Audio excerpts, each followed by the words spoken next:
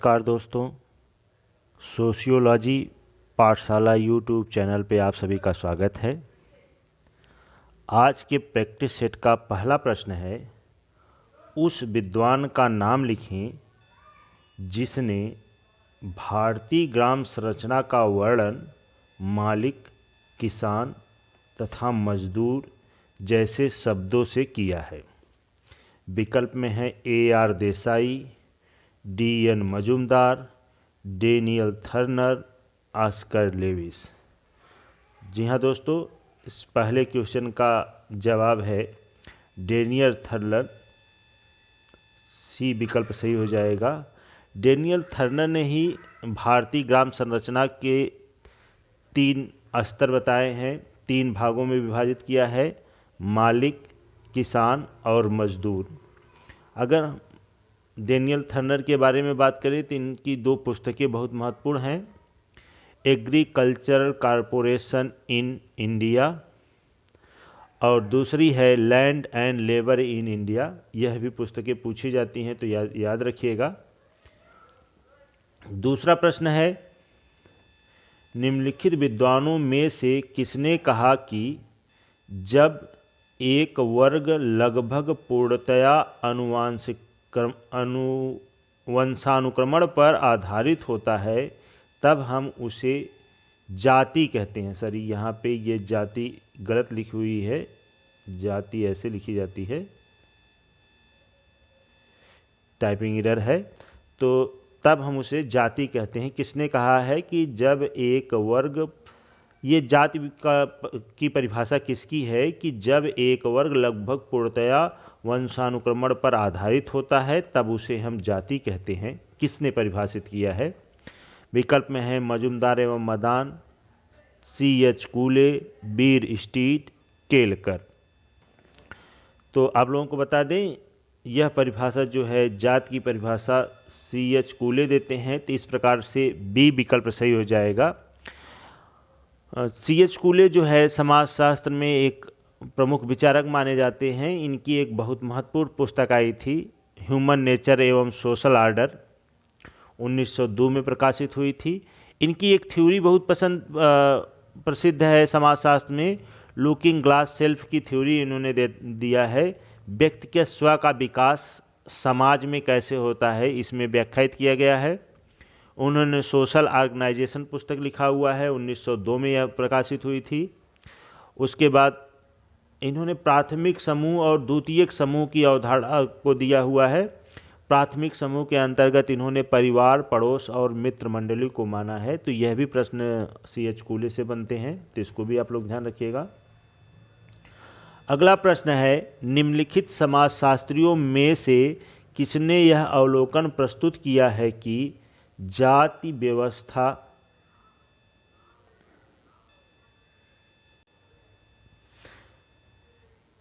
निम्नलिखित समाजशास्त्रियों में से किसने यह अवलोकन प्रस्तुत किया है कि जाति व्यवस्था इंडो आर्यन संस्कृति के ब्राह्मणवादी संतान है जिसका पालन पोषण गंगा जमुना के मैदान में हुआ है। यह जात की परिभाषा है।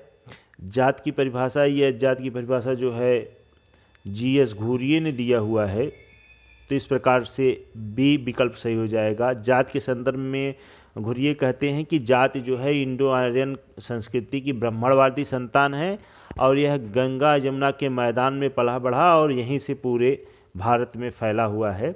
ऐसी परिभाषा जो है GS घुरिये देते हैं। GS घुरिये के बारे में बात करें तो यह भारत के भारतीय समाजशास्त्री पिता माने जाते हैं और ये भारतीय विद्याशास्त्री उपागम के समर्थक हैं। हम आप लोगों से क्षमा चाहते हैं दोस्तों, इसके पहले जो वीडियो हमने डाला हुआ है उसमें उपागम से व्याख्या करते समय मैंने भारतीय शास्त्रीय विद्या परिप्रेक्ष्य के अंतर्गत जो है इमाइल दुर्खिम को बताया है, जो कि गलत है। केवल इमाइल दुर्खिम नहीं, इसमें भारतीय विद्या शास्त्रीय परिप्रेक्ष्य में घुरिये हैं, डूमा हैं, तो ये विद्वान हैं। तो आप लोग अगर कहीं नोट्स बनाए हों और उसमें इमाइल दुर्खिम का नाम नोट किया है तो उसको काट दीजिएगा आप लोग। और जीएस घुरिये के बारे में बात करें तो इन्होंने कास्ट रेस इन इंडिया पुस्तक लिखा हुआ है, इंडियन साधु लिखा हुआ है, और इन्होंने जनजातियों को पिछड़े हिंदू कहा हुआ है। तो यह भी बार बार क्वेश्चन पूछा जाता है कि जनजातियों को पिछड़े हिंदू किसने कहा था, तो यह जीएस घुरिये हैं। हाँ, ये बात मैं क्लियर करना चाह रहा हूँ कि ये भारत के समाजशास्त्री, भारतीय समाजशास्त्री पिता माने जाते हैं। क्यों माने जाते हैं? क्योंकि इनसे पहले जो है इनके गुरु थे पैट्रिक गिडिंस, जो ब्रिटेन के विद्वान थे। उन्होंने पहली बार भारत में समाजशास्त्र का पढ़ाना प्रारंभ किया था, इसलिए उन्हें भारत के समाजशास्त्र का जनक माना जाता है या समाजशास्त्र का पिता माना जाता है। किंतु कोई भारतीय पहली बार यदि समाजशास्त्र को पढ़ाया था तो वो जीएस घुरिये थे, इसलिए इन्हें भारत का भारतीय समाजशास्त्री पिता माना जाता है। तो ये आप लोग दोनों अंतर ध्यान रखिएगा। वैसे कभी विकल्प में दोनों लोगों का नहीं आता, या तो जीएस घुरिये रहते हैं या फिर पैट्रिक गिडिंस रहते हैं। अगर दोनों लोगों का नाम एक साथ में आए तो यह ध्यान रखिएगा कि अगर पूछा हुआ है भारत का समाजशास्त्री पिता कौन है तो वह पैट्रिक गिडिंस है, भारत का भारतीय समाजशास्त्री पिता कौन है तो वह जीएस घुरिये हैं। इतना आप लोग याद रखिएगा। अगला प्रश्न है, निम्नलिखित में से कौन से समाजशास्त्री ने जजमानी संबंधों का अध्ययन किया है? S C. Dubey, M N. Srinivas, A R. Desai, William Wiser. तो जजमानी व्यवस्था का अध्ययन बात करें तो इसमें देसाई साहब भी किए हुए हैं, विलियम वाइजर भी किए हुए हैं, किंतु ये पूछा हुआ है कि सबसे पहले किसने किया हुआ है, तो यह इन्होंने विलियम वाइजर ने किया था। तो इस प्रकार से डी ऑप्शन सही हो जाएगा। पहली बार जजमानी व्यवस्था का अध्ययन विलियम वाइजर ने किया था, और यह जो है मैनपुरी ज़िले के एक गांव है करीमपुर गांव, वहां का अध्ययन करते हैं और एक पुस्तक लिखते हैं द हिंदू जजमानी सिस्टम पुस्तक लिखते हैं। उसी पुस्तक में इन्होंने जजमानी व्यवस्था का उल्लेख पहली बार किया था, और इन्होंने बताया कि जजमानी व्यवस्था जो है एक प्रकार्यात्मक व्यवस्था है। यह समाज में, हिंदू समाज के लिए अच्छी व्यवस्था माना इन्होंने। उसके बाद कई विद्वानों ने इन्हें नकारात्मक भी माना था, कहा कि जो जजमान होते हैं वो करीम का शोषण करते हैं, तो ये शोषणकारी व्यवस्था है। लेकिन यदि विलियम वाइजर की बात करेंगे तो विलियम वाइजर ने इसे क्या माना था? प्रकार्यात्मक माना था कि यह हिंदू समाज के लिए एक अच्छी व्यवस्था है। अगला प्रश्न है, अगले प्रश्न की बात करें तो पांचवा प्रश्न है हमारा, सूची दी हुई है, सूची ए को सूची दो के साथ क्या करना है? मिलान करना है। पुस्तकों का नाम है और विद्वान का नाम है। तो यहाँ पे देखिए, यदि हम योगेश अटल की बात करें तो इन्होंने लिखा हुआ है economic frontier of caste, D का 3, डी में 3 एक ही है, तो यहाँ पे आप मिला लीजिए, डी ऑप्शन क्या हो जाएगा? सही हो जाएगा। और पुस्तकों को देख लेते हैं, बी.आर. चौहान लिखा हुआ है, ये राजस्थान विलेज। उसके बाद मैकम मेरियट की बात करें तो उन्होंने लिखा हुआ है विलेज इंडिया। और एस.सी. दुबे की बात करें तो एन इंडियन विलेजेस पुस्तक जो उन्होंने एस.सी. दुबे ने लिखा है। यह पुस्तक जो है 1952 ईस्वी में एक योजना आई थी, सामुदायिक विकास योजना, उसी योजना की समीक्षा के फलस्वरूप यह पुस्तक उन्होंने लिखा हुआ है। तो इस प्रकार से डी ऑप्शन सही हो जाएगा, 4, 1, 2, 3। अगला प्रश्न है, किसने भारत की अनुसूचित जनजातियों को पिछड़े हिंदुओं के रूप में संबोधित किया हुआ है? किसने जनजातियों को पिछड़े हिंदू कहा या पिछड़े हिंदुओं को रूप में संबोधित किया है? तो किसने क्या, अभी मैंने ऊपर वाले प्रश्न में बताया कि जीएस घुरिये भारतीय विद्वान है, जीएस घुरिये जो विद्याशास्त्री उपागम के समर्थक भी माने जाते हैं। तो इस प्रकार से बी ऑप्शन सही हो जाएगा। अगला प्रश्न है, संविधान के किस अनुच्छेद में किसी जनजाति को अनुसूचित जनजाति के रूप में मान्यता प्रदान करने का प्रावधान है? किस अनुच्छेद में जनजातियों को अनुसूचित जनजाति के रूप में मान्यता दी जाती है। एक एक अनुच्छेदों के बारे में देखते हैं। यदि हम अनुच्छेद 340 के बारे में बात करें तो अनुच्छेद 340 में जो है राष्ट्रपति पिछड़े वर्ग आयोग के गठन के संदर्भ में आयोग की नियुक्ति करती है कि पिछड़े वर्ग की पहचान करें। और इसके अंतर्गत राष्ट्रपति ने अब तक 2 आयोग का गठन किया हुआ है। एक जो है काका कालेलकर आयोग गठन हुआ था 1953 ईस्वी में और यह 55 में अपनी रिपोर्ट प्रस्तुत करता है। उसके बाद 78 ईस्वी में 1978 ईस्वी में बीपी मंडल, विद्येश्वरी प्रसाद मंडल आयोग का गठन हुआ था और यह आयोग 80 में अपनी रिपोर्ट देता है। इसी के आधार पर ओबीसी वर्ग को 27% आरक्षण भी दिया हुआ है। अब 340 के बारे में बात करें तो 341 के बारे में बात करें तो इसमें अनुसूचित जातियों की सूची बनाता है, राष्ट्रपति को बनाने के लिए दिया हुआ है, प्रावधान है। और 342 में जो है अनुसूचित जनजातियों की सूची के लिए राष्ट्रपति तैयार करता है, मतलब नाम जोड़ता है उसमें अनुसूचित जनजातियों का, और यह राज्यों के राज्यपाल के आदेश पे। तो यही पूछा हुआ है, तो इस प्रकार से हमारा ए ऑप्शन क्या हो जाएगा, सही हो जाएगा। अगर हम 344 की बात करें तो 344 में जो है भाषा आयोग, राष्ट्रपति तीनों के लिए, ये चारों में जो है राष्ट्रपति आयोग का ही गठन करता है, राष्ट्रपति के ही ये कार्य हैं चारों के चारों अनुच्छेद। किंतु अगर ये बात करें कि अनुसूचित जनजाति के लिए सूची किससे होती है, 342 से तैयार की जाती है। अनुसूचित जाति की बात करें तो 341 से तैयार की जाती है और पिछड़े वर्ग के लिए आयोग का गठन 340 से होता है और 344 में भाषा आयोग का गठन किया जाता है। अगला प्रश्न है, किस योजना का उद्देश्य सामाजिक आर्थिक विकास के द्वारा भारत के संपूर्ण ग्रामीण जीवन का रूपांतरण करना है, उसका नाम क्या है? अंत्योदय कार्यक्रम, सामुदायिक विकास कार्यक्रम, इंदिरा आवास योजना, संपूर्ण ग्रामीण रोजगार योजना। तो आप लोगों को बता दें, सामाजिक आर्थिक विकास करने, ग्रामीण का संपूर्ण आर्थिक विकास करने के संदर्भ में 1952 ईस्वी में सामुदायिक विकास कार्यक्रम प्रारंभ किया गया था। तो इस प्रकार से बी ऑप्शन सही हो जाएगा। सामुदायिक विकास कार्यक्रम जो है गाँवों का सामाजिक आर्थिक विकास करना और कृषि को उन्नत करने के लिए यह योजना चलाई गई थी और यह पहली बार जो है 55 विकास खंडों में 1952 ईस्वी में शुरू हुआ था।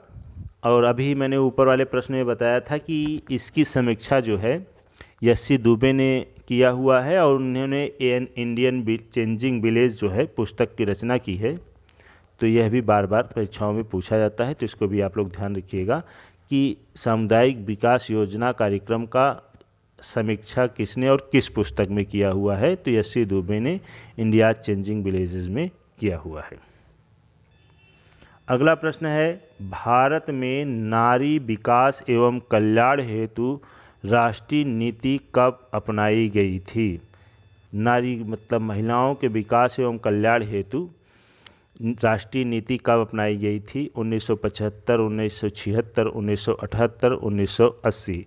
तो आप लोगों को बता दें 1976 ईस्वी में नारी कल्याण विकास एवं कल्याण राष्ट्रीय नीति अपनाई गई थी। तो इस प्रकार से बी ऑप्शन सही हो जाएगा। और इसके बाद पहले विकास है, फिर कल्याण है, उसके बाद नारी सशक्तिकरण या महिला सशक्तिकरण नीति अपनाई गई, वह 2001 में अपनाई गई थी। तो एक बार नेट में यह क्वेश्चन भी पूछा था, इसको क्रम बताना था कि महिलाओं के विकास के लिए नीतियाँ किस क्रम में अपनाई गई थी। तो सबसे पहले विकास कार्यक्रम अपनाया गया था, नीति अपनाई गई थी, फिर कल्याण नीति अपनाई गई, फिर सशक्तिकरण की नीति अपनाई गई। तो ये भी ध्यान रखिएगा, विकास, कल्याण और सशक्तिकरण ये क्रम है महिलाओं के विकास के संदर्भ में। अगला प्रश्न है, किस प्रांत में अनुसूचित जनजातियों की जनसंख्या का प्रतिशत सर्वाधिक है? बहुत महत्वपूर्ण प्रश्न है, ध्यान रखिएगा। 2011 के अनुसार ही पूछा जाता है कि अनुसूचित जनजातियों की संख्या का प्रतिशत पूछा है, यहाँ पे ध्यान रखिएगा प्रतिशत। यदि जनसंख्या की बात करेंगे कि सर्वाधिक जनसंख्या कहाँ है, तो यह सर्वाधिक जनसंख्या जो है वह मध्य प्रदेश राज्य में है। किंतु यदि प्रतिशत में बात करें तो प्रतिशत में भी सबसे ज़्यादा जो है मिजोरम में है। मिजोरम में 94.44 जो है 94% जनसंख्या जो है क्या है, अनुसूचित जनजातियों की है। तो इस प्रकार से इसमें विकल्प में नहीं है, विकल्प में है उत्तर प्रदेश, तमिलनाडु, पश्चिम बंगाल और पंजाब। तो पश्चिम बंगाल में जो है जनजातियों की संख्या सर्वाधिक है। जो विकल्प दिए हुए हैं उसकी बात करें तो वैसे तो मिज़ोरम में सबसे ज़्यादा अनुसूचित जनजातियों का प्रतिशत जो है मिज़ोरम में है, जबकि जनसंख्या सबसे ज़्यादा मध्य प्रदेश में निवास करती है। और इन विकल्पों में बात करूँ तो पश्चिम बंगाल में सबसे ज़्यादा अनुसूचित जनजातियों की संख्या है। अगर प्रतिशत में बात करें कितने प्रतिशत हैं, तो पंजाब में जो है 0% है। 0% जनसंख्या जो है पंजाब में अनुसूचित जनजातियों की है। उत्तर प्रदेश में अगर बात करें तो इसमें जो है 0.57% जनसंख्या जो है अनुसूचित जनजातियों की है।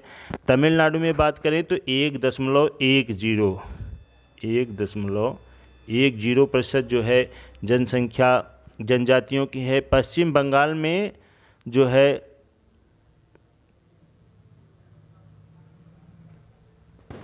इसमें सर्वाधिक है 5.80% जो है पश्चिम बंगाल में 5.80%। तो इस प्रकार से इन दिए हुए विकल्पों में सबसे अधिक अनुसूचित जनजातियों का प्रतिशत जो है वो पश्चिम बंगाल में है। तो इस प्रकार से सी ऑप्शन क्या हो जाएगा, सही हो जाएगा। अगला प्रश्न है, किस आयोग द्वारा पिछड़े वर्गों हेतु एक निश्चित प्रतिशत आरक्षण की संस्तुति की गई थी? भारत सरकार द्वारा लागू किया, जिसे ये पूछा हुआ है प्रश्न कि आयोग जो अभी मैंने ऊपर बताया कि 340 के द्वारा राष्ट्रपति पिछड़े आयोग का गठन करते हैं, तो किस आयोग ने पिछड़े वर्गों के विकास हेतु आरक्षण की बात किया था और जिसे भारत सरकार ने क्या है मंजूरी दी और यानी लागू किया? तो इसमें विकल्प में है काका कालेलकर आयोग। यह आयोग 1953 में बना था और इसने अपनी 55 में रिपोर्ट प्रस्तुत की थी। उसके बाद मंडल आयोग, इसी को कहते हैं बीपी मंडल आयोग। यह आयोग 1978 ईस्वी में बना था और 80 में इसने रिपोर्ट प्रस्तुत की थी। और इस आयोग ने मंडल आयोग, हमारा विकल्प भी मंडल आयोग सही हो जाएगा, बी ऑप्शन क्या होगा, सही हो जाएगा। इसी आयोग ने जो है सामाजिक शैक्षणिक रूप से पिछड़े जातियों को इन्होंने पिछड़े वर्ग के अंतर्गत रखा और इन्होंने बताया कि देश की पूरी 52% जनसंख्या क्या है पिछड़े वर्ग के अंतर्गत आती है और इनको 27% आरक्षण देने की बात बीपी मंडल आयोग करती है। तो सरकार इसको 1990 में 27% आरक्षण देती है। फिर होता क्या है कि देश में चारों तरफ अराजकता का माहौल हो जाता है कि इस प्रकार से आरक्षण दे देने से अन्य जातियों का शोषण होगा। तो इस प्रकार से सवर्ण वर्ग की जातियाँ जो होता है इसका विरोध करती हैं। तो यह मामला सुप्रीम कोर्ट में जाता है। सुप्रीम कोर्ट इस पर रोक लगाती है और 1994 में सुप्रीम कोर्ट का ये फैसला आता है। उसमें उसने कहा कि पिछड़े वर्गों को 27% आरक्षण दिया जाना चाहिए, किंतु पिछड़े वर्गों में जो क्रीमी लेयर, यहाँ पे धारणा एक नई सुप्रीम कोर्ट से आती है, जो मलाईदार तबका है यानी कि जिसके पास आर्थिक विकास हो चुका है वह ओबीसी के अंतर्गत आरक्षण के हकदार नहीं होंगे। तो इस प्रकार से 1994 से ओबीसी को 27% आरक्षण की बात मंडल आयोग के आधार पर किया जाता है। अगला प्रश्न है, निम्नलिखित में से किस वर्ष में महिलाओं के विरुद्ध हिंसा अधिनियम पारित हुआ था? महिलाओं के विरुद्ध हिंसा अधिनियम 1990, 1995, 2001, 2005 कब लागू हुआ था? महिला हिंसा अधिनियम। तो इसे घरेलू हिंसा अधिनियम के नाम से भी जाना जाता है। यह अधिनियम जो है 2005 में पारित हुआ था और 26 अक्टूबर 2006 को लागू हुआ था। तो इस प्रकार से डी ऑप्शन सही हो जाएगा। इनसे और बनने वाले प्रश्नों की बात करें तो यह मौखिक रूप से या भावनात्मक रूप से, शारीरिक रूप से, आर्थिक रूप से हिंसा से पीड़ित महिला इसके लिए शिकायत कर सकती है और हिंसा की शिकायत करने के 60 दिन के अंदर इसके अंदर इनको क्या होना चाहिए, फैसला या निर्णय आ जाना चाहिए।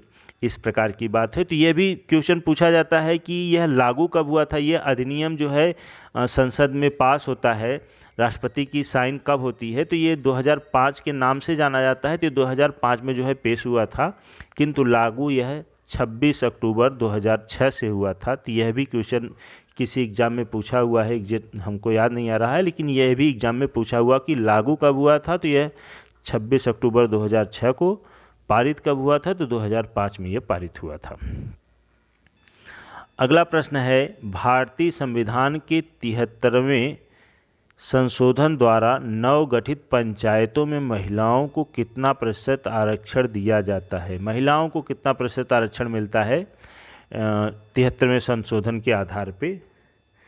तो आप लोगों को बता दें, 73वें संशोधन के आधार पे पंचायती राज को संवैधानिक दर्जा दिया गया था और इसका उल्लेख जो है अनुच्छेद 40 की ग्राम पंचायतों के गठन के संदर्भ में हुआ था और 73वां संविधान संशोधन करके इसे संवैधानिक दर्जा दिया गया। और यह जो है संवैधानिक दर्जा जो है इसको 1992 ईस्वी में दिया गया था और यह लागू हुआ था। तो अब 24 अप्रैल 1993 को इसे लागू किया गया था और इसीलिए 24 अप्रैल को इसे लागू किया गया था, इसलिए इसके 24 अप्रैल को पंचायती राज दिवस के रूप में भी मनाया जाता है।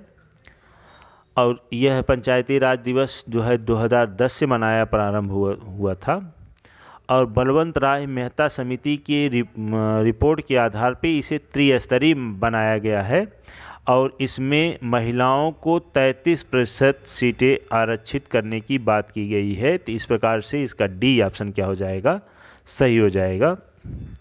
अगला प्रश्न है, निर्धनता की संस्कृति एक विशेष संस्कृति है जो एक व्यक्ति को निर्धन बनाती है, एक परिवार को निर्धन बनाती है, एक व्यक्ति से दूसरे व्यक्ति को निर्धनता हस्तांतरित होती है, पीढ़ी दर पीढ़ी निर्धनता हस्तांतरित होती है। तो आप लोगों को बता दें, निर्धनता की संस्कृति की अवधारणा जो है ऑस्कर लेविस महोदय ने दिया हुआ है और उन्होंने बताया कि निर्धनता जो होती है एक संस्कृति की तरह हो जाती है, वह पीढ़ी दर पीढ़ी क्या होती है, हस्तांतरित होती रहती है। जैसे कोई गरीब परिवार है, अब उनके यहाँ कोई भी व्यक्ति या बच्चे पैदा हुए हैं तो उनके रहन सहन का तरीका, व्यवहार का तरीका और आर्थिक समस्याएं इस तरीके से होती हैं कि वह बहुत विकास नहीं कर पाता, उस आने वाली पीढ़ी भी उसी प्रकार से गरीब बनी रहती है। तो ये निर्धनता की संस्कृति के संदर्भ में ऑस्कर लेविस कहते हैं कि यह पीढ़ी दर पीढ़ी क्या होती रहती है, हस्तांतरित होती रहती है।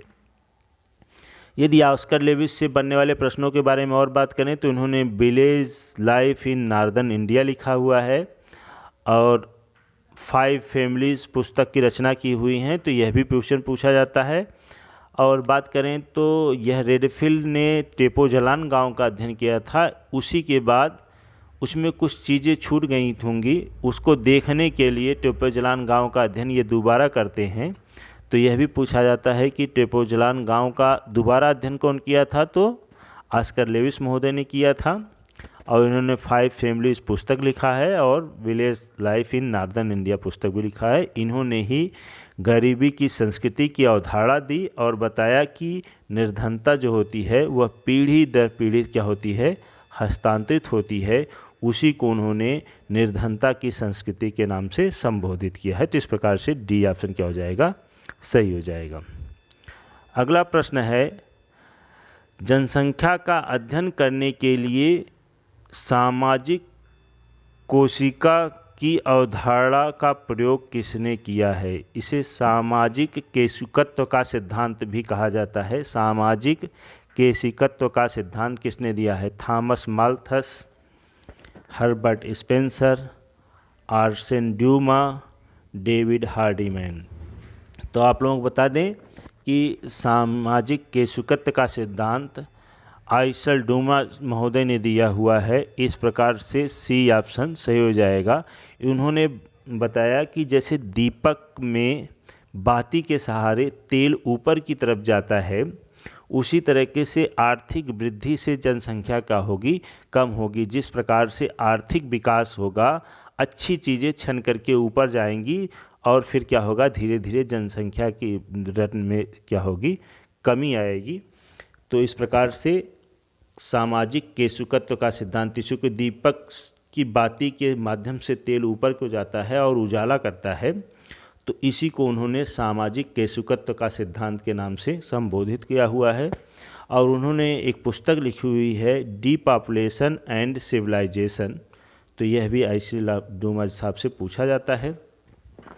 यदि माल्थस के बारे में बात करें तो माल्थस महोदय जो हैं सामाजिक जननांकिकी के जनक माने जाते हैं और इन्होंने 1798 ईस्वी में एक पुस्तक लिखा था, एसे ऑफ पॉपुलेशन करके इनकी पुस्तक आई थी। उसी पुस्तक में उन्होंने जनसंख्या वृद्धि का सिद्धांत दिया हुआ है। माल्थस से यह भी क्वेश्चन पूछा जाता है कि कितने समयों में जनसंख्या बढ़ते बढ़ते दोगुनी हो जाती है? माल्थस ने बताया था कि 25 वर्षों में जनसंख्या बढ़ते बढ़ते क्या हो जाती है, प्रत्येक 25 वर्ष में दोगुनी हो जाती है। तो यह भी माल्थस से क्वेश्चन बनता है। और इन्होंने बताया कि जनसंख्या हमेशा गुणात्मक रूप में बढ़ती है, जैसे 2, 4, 8, 16, 32 ऐसे बढ़ती है। और खाद्यान्न जो होता है वो क्या होता है,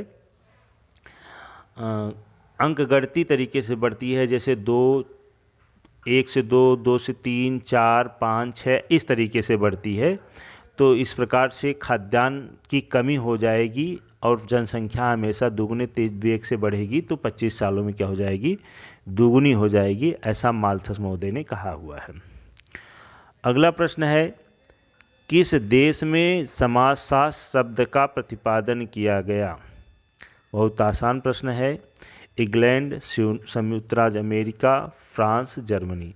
तो आप लोगों को बता दें कि संयुक्त राज्य अमेरिका में जो है समाजशास्त्र का सबसे ज़्यादा विकास हुआ था, किंतु सबसे पहले शब्द का प्रयोग कहाँ हुआ था, तो फ्रांस में।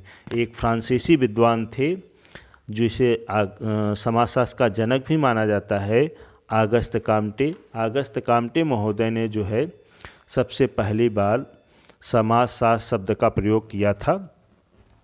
और समाजशास्त्र के शब्द से पहले इन्होंने सोशल फिजिक्स, सामाजिक भौतिकी शब्द का प्रयोग किया था 1824 ईस्वी में।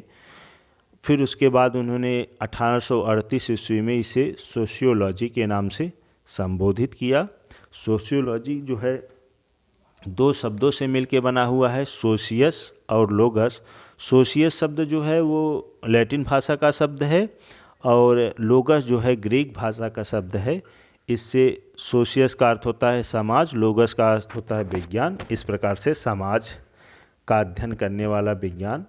तो ऑगस्ट काम्टे महोदय ने इसको कहा था। तो इसका जन्म जो है फ्रांस में हुआ है। हाँ, इतना ध्यान रखिएगा कि जन्म इसका फ्रांस में हुआ था, किंतु पहली बार पढ़ाया गया था तो अमेरिका में पढ़ाया गया और अमेरिका में ही समाजशास्त्र का सर्वाधिक विकास हुआ है। तो यह भी ध्यान रखिएगा आप लोग। यह भी क्वेश्चन पूछता है कि समाजशास्त्र का सर्वाधिक विकास कहाँ हुआ, तो अमेरिका में। अगला प्रश्न है, social theory and social structure पुस्तक किसने लिखी? बहुत महत्वपूर्ण प्रश्न है। यह प्रश्न बार बार पूछा जाता है कि social theory and social structure पुस्तक के लेखक कौन है। विकल्प में है A R Radcliffe Brown, R K Merton, S F Nadel, T B Bottomore. तो यह पुस्तक बहुत महत्वपूर्ण पुस्तक है। यह पुस्तक की रचना जो है आर के मर्टन महोदय ने किया है। तो इस प्रकार से बी ऑप्शन क्या हो जाएगा, सही हो जाएगा। मर्टन से और बनने वाले प्रश्नों के बारे में बात करें तो मर्टन जो है पार्सन्स के शिष्य थे। इन्होंने सामाजिक क्रिया का सिद्धांत दिया हुआ है। मर्टन के शिष्य थे तो पार्सन्स के शिष्य थे तो पार्सन ने सामाजिक क्रिया का सिद्धांत जो दिया था उसको इन्होंने और आगे बढ़ाया। उसके बाद बात करें तो इन्होंने मध्य सीमा सिद्धांत दिया है। मिडिल रेंज थ्योरी की बात जो है मर्टन करते हैं।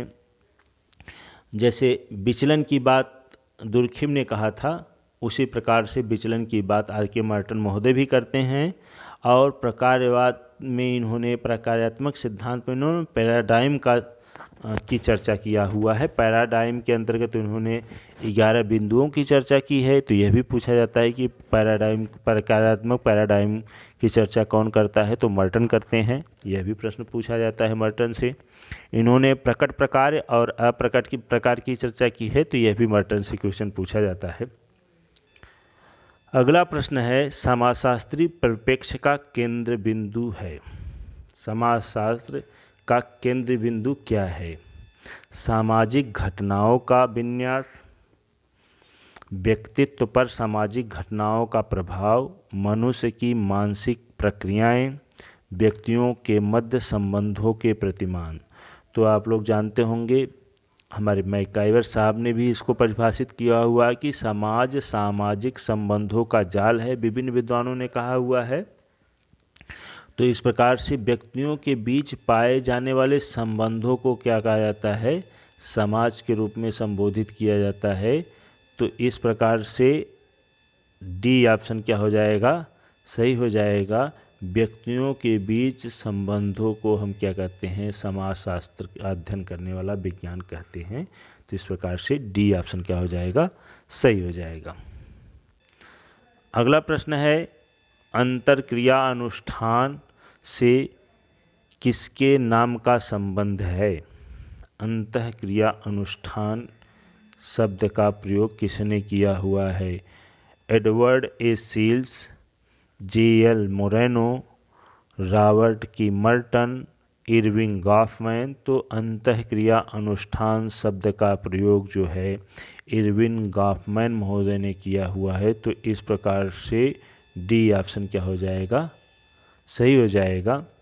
गॉफमैन से बनने वाले और प्रश्नों की बात करें तो इन्होंने नाटककारिता का सिद्धांत दिया हुआ है और बैक और फ्रंट और बैक की अवधारणा को इन्होंने रखा हुआ है।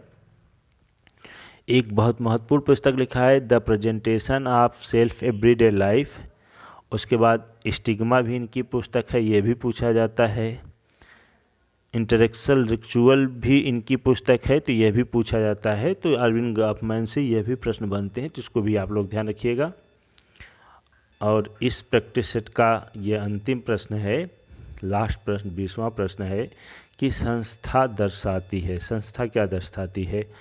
अस्थायित्व, अस्थायित्व, परिवर्तन, अस्थायित्व एवं परिवर्तन। तो आप लोगों को बता दें संस्था जो है नियम एवं कार्य प्रणालियों को हम किसके नाम से जानते हैं?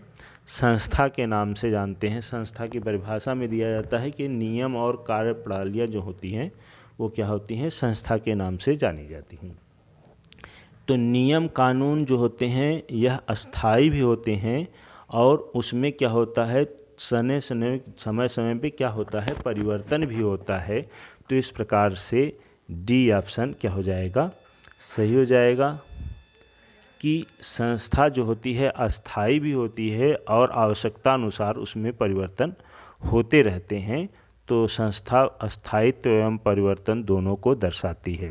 संस्था के बारे में बात करें तो संस्था का उद्विकास जो है समनर ने प्रस्तुत किया हुआ है फोकवेज पुस्तक में। तो यह भी आप लोग ध्यान रखिएगा। तो इस प्रकार से 20 प्रश्नों का यह प्रैक्टिस सेट यहीं पूर्ण होता है। यदि आप लोगों को इस प्रैक्टिस सेट से कोई समस्या हो या कुछ न समझ में आया हो तो आप लोग कमेंट बॉक्स में लिख करके पूछ सकते हैं। आप हमें सपोर्ट करें, लाइक करें, सब्सक्राइब करें और वीडियो को ज़्यादा से ज़्यादा शेयर करें। बहुत बहुत धन्यवाद। जय हिंद, जय भारत।